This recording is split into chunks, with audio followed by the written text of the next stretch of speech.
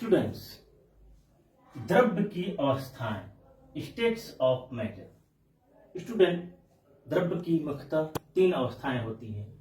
First ठोस solid, दूसरा द्रव लिक्विड और तीसरा गैस।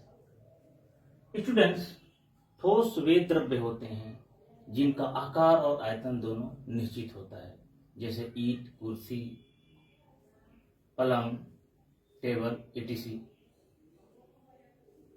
द्रव वे द्रव्य होते हैं जिनका आयतन तो निश्चित होता है किंतु आकार निश्चित नहीं होता है। द्रव को जिस पात्र में रखा जाएगा, द्रव उसी पात्र का आकार ग्रहण कर लेगा। जैसे अगर हम उसको लोटे में रखें तो लोटे का आकार ग्रहण कर लेगा, यदि हम द्रव को ग्लास में रखें तो ग्लास का आकार ग्रहण कर लेगा। स्टूडेंट, जो तीसरी अवस्था होती है वो गैस होता है। स्टूडेंट, गैस वे द्रव्य होते हैं जिनका आकार और आयतन दोनों ही अनिश्चित होता है। जिनका आकार और आयतन दोनों ही अनिश्चित होता है, जैसे वायुमंडल में पाए जाने वाली गैसें, जैसे आपका hydrogen gas, oxygen gas, carbon dioxide gas. इनके अलावा द्रव्य की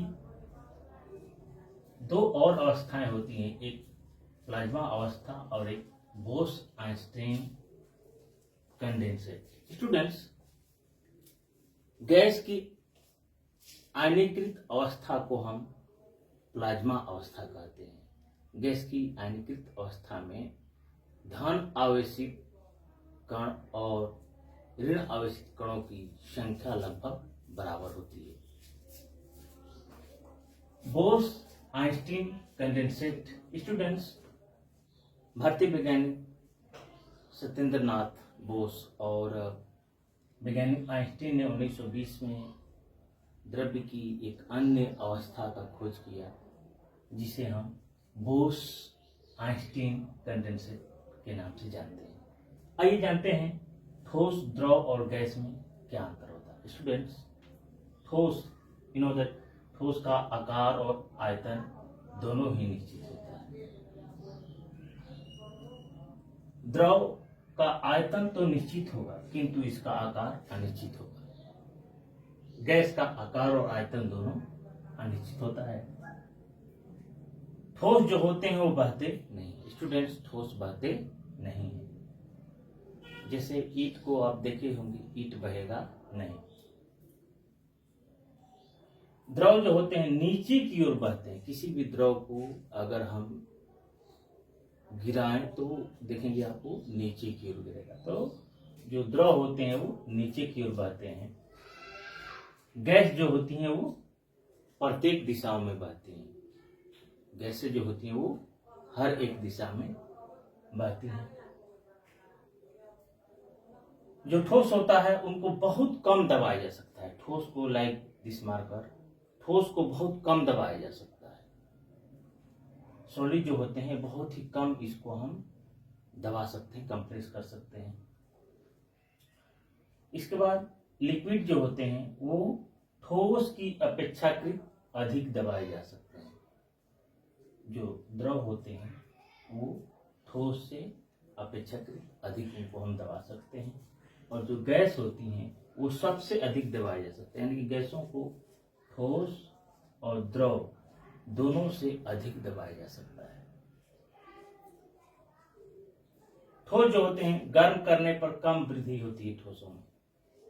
ठोसों को अगर गर्म किया जाए तो इनमें कम वृद्धि होगा, इनके आयतन में बहुत ही कम वृद्धि होगा। यदि द्रव को गर्म करें तो इनके आयतन में ठोस की अपेक्षा अधिक वृद्धि होगी, और गैस को गर्म करने पर सबसे अधिक आयतन में वृद्धि होगी। यानी कि ठोस और द्रव की अपेक्षा गैस को गर्म करने पर इस गैस के आयतन में बहुत ज्यादा, बहुत अधिक वृद्धि होगी, सबसे अधिक वृद्धि होगी। कणों में सबसे कम गति होती है। जो ठोस के कण होते हैं, दैट जो सॉलिड होता है, सॉलिड स्फेक्स पार्टिकल्स होते हैं। सॉलिड के जो पार्टिकल्स होते हैं वो कॉम्पैक्ट होते हैं, बिल्कुल सटे होते हैं। इसलिए ठोस के कणों में सबसे कम गति होती है। द्रव के जो कण होते हैं वो ठोस की अपेक्षा अधिक गति करते हैं। द्रव के जो कण होते हैं वो ठोस की अपेक्षा अधिक गति करते हैं, क्योंकि द्रव में कणों की जो दूरी होती है ठोस के कणों की अपेक्षा थोड़ा सा अधिक होती है। ठोस के कण जो होते हैं वो पैक्ड होते हैं, बिल्कुल सटे होते हैं। गैस में कण की गति सबसे अधिक होती है, यानी गैस के जो कण होते हैं वो काइनेटिक गतिशील होते हैं, काइनेटिक मोशन करते हैं, गतिज ऊर्जा उनके अंदर होती है।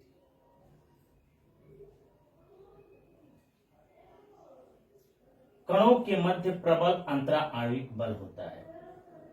जो सॉलिड होते हैं उनके पार्टिकल के बीच जो इंटरमॉलिक्यूलर फोर्स होता है वो अधिक होता है, और द्रवों के कणों के बीच ठोस की अपेक्षा कम इंटरमॉलिक्यूलर फोर्स होता है।